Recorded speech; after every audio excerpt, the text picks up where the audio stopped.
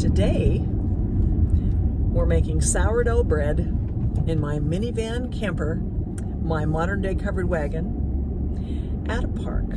I'll share the recipe in the description below. As you can see, it's been really rainy today. This is the setup I've got. I've got things ready to go. So how do you know when your sourdough starter is ready to go? First off, look for the bubbles.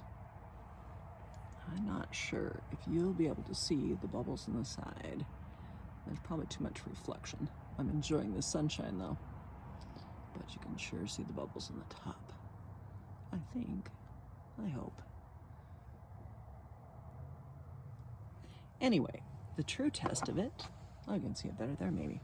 The true test of whether your sourdough starter is ready to work is taking a tiny bit of it and putting it in some water. See if it floats. That stuff floats. That's beautiful. Beautiful sourdough starter. Okay, so we know that the sourdough starter is ready to go. And now we'll go ahead and mix up the bread dough.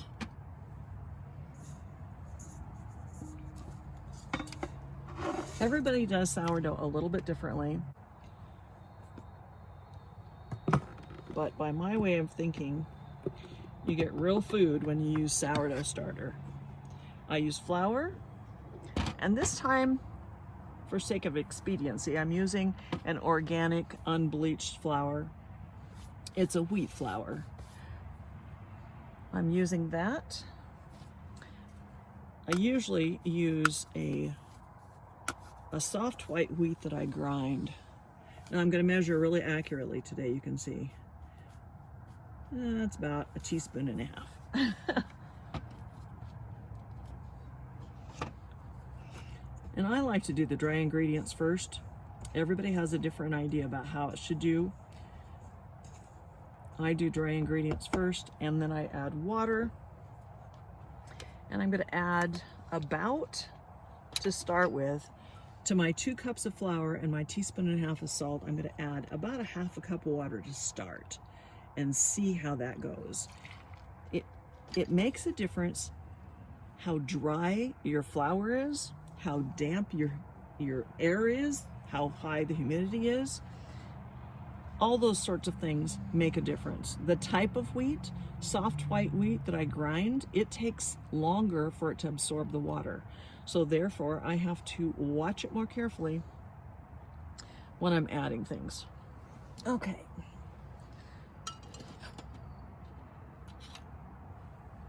So I'm going to use about a cup and a half of starter. See if I can do this without making a mess.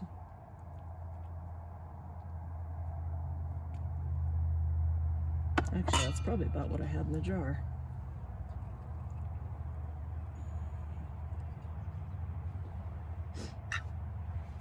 Yep. It's a pint jar, and it wasn't quite full. Oh, it smells good. I love the smell of sourdough starter. Now, the bread that I make has a denser texture because my husband doesn't like it when the holes in the bread let the butter leak through onto his shirt when he's eating his toast. So I make bread, generally speaking, in a loaf pan, and I want it to be like sandwich bread. And I want it to have a denser texture so it doesn't have those big holes. And he doesn't particularly like the hard, crunchy crust. So I put butter on the top after I've baked it, and I bake it in bread pans. It gives me an entirely different product than if you bake it in a Dutch oven. Now this is going to be baked in a Dutch oven, and it's going to be a round boule. It's going to be a little bit different than I make for home. Right now it's just a real shaggy dough. Forgot to take my rings off. I just washed my hands. It's a real shaggy dough, and it's kind of a mess, particularly when you're camping, but it's a mess I'm willing to tolerate for the results. And as you can see, I keep my paper towels handy. I will need those.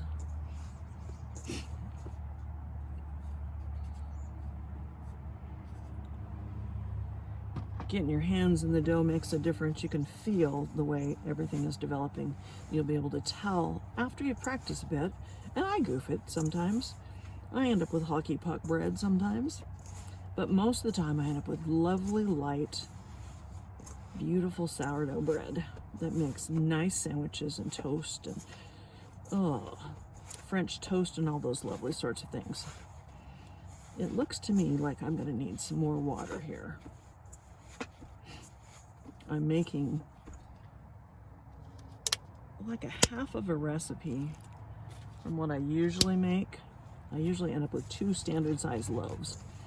And when I bake out in the field, so to speak, on the road or in the woods, I make about a half recipe. But it depends on how moist my starter was. And like I said, how dry the flour is, the type of the flour, all those kinds of things make a difference. Well, I've gone from dry to sticky, and that's fine.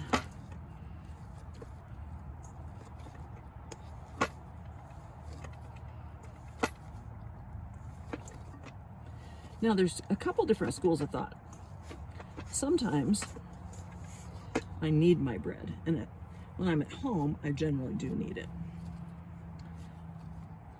I haven't done the overnight no-knead bread in a long time, but I think given the way the weather has been turning, that I'm going to do a no-knead bread this time. And basically the key to that is letting it sit overnight. And then you check it in the morning and see how it is. Now what I could do at this point is go ahead and knead it. And it's sticky right now. If I wanted to knead it, I think I'd add a little bit of flour, but not a whole lot. I don't want it to stick to my board. It's nice when it doesn't stick to your hands, but you don't want to end up with it too dry, the dough. I think at this point, this is a nice loaf, or a nice ball of dough. And I'm going to let it sit overnight and rise. We'll do a no-knead recipe today. And so first thing in the morning, I'll pull it out and check to see how far it has risen. Generally speaking, I keep it in the refrigerator if I can. When I'm camping, I might even put it in the ice chest to slow down the rise time. The longer it rises, the better it is for digestibility. The longer it has, the sourdough fermentation process has to turn the phytates and the gluten into positive sourdough bread. You have the great flavor, the digestibility, the low glycemic index, and it's just all pluses in my book. So that's how I do it. I'll do a version at home where I knead it, and you can see how that does. For a day in the park, making sourdough bread, it's not bad. So I think it's gonna do well. It's a moist dough, which is nice for the overnight no-knead type. And I'll put a lid on it. So it's the next day, and we have the sourdough bread. It's been rising. Oh my goodness sakes. It has done well. It has done really well. I didn't have to knead this. We'll see how it turns out. I haven't used this particular recipe for a no-knead batch of bread yet. So we'll see together how it comes out. Oh, it's lovely. I'm just going to form this into a ball and put it in a warmed, parchment-lined Dutch oven.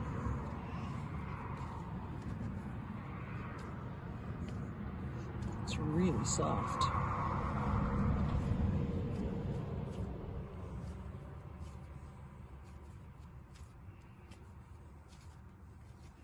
Sorry, the lighting is not any better. Okay, so I formed it into a ball, and then what I want to do is get some tension on it. So I'm going to stretch it. Let's see if I can brace this well enough, and you can still see it. So you pull it towards you and lift it, and pull it towards you, and this is making the top tighter. And you keep doing that till you get a nice surface on top.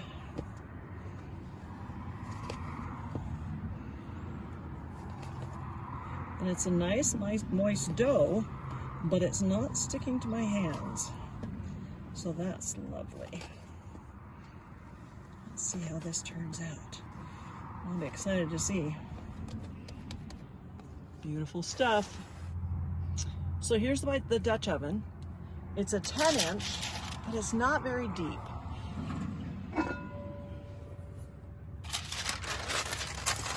I need to get a deeper one. And I'm going to put it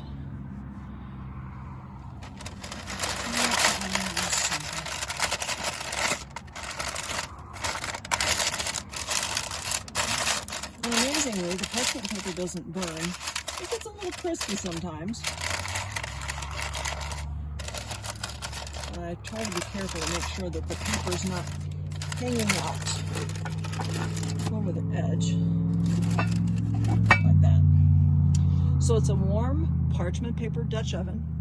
I'm gonna let it sit and rise, and when it's risen, I'll put it over the coals and bake it. Well, it looks like the coals are ready. Let's bake this bread.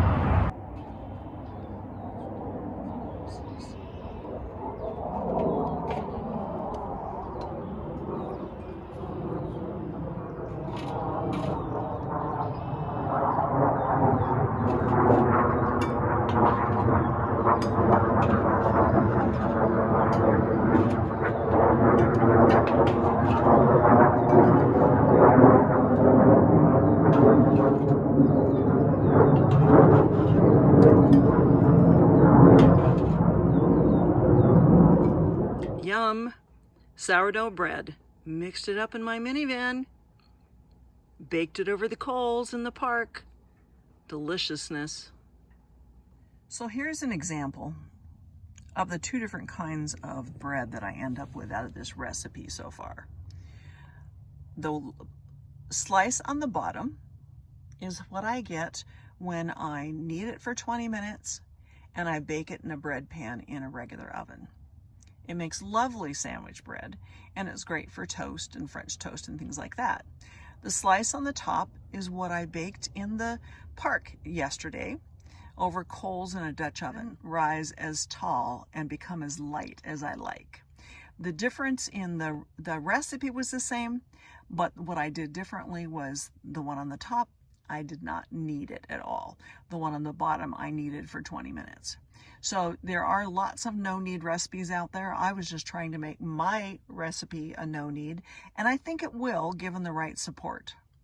I'm going to try it in the bread pan, no-knead, and I'm going to try it in a banneton or like a mixing bowl lined with a cloth and floured to provide it the support that it evidently needs when it rises. The one on the top is the one I baked yesterday, and the one I mixed in the minivan and then baked over coals in a Dutch oven. So we'll give it a taste. A little bit of sunshine now. So let's find out what it tastes like.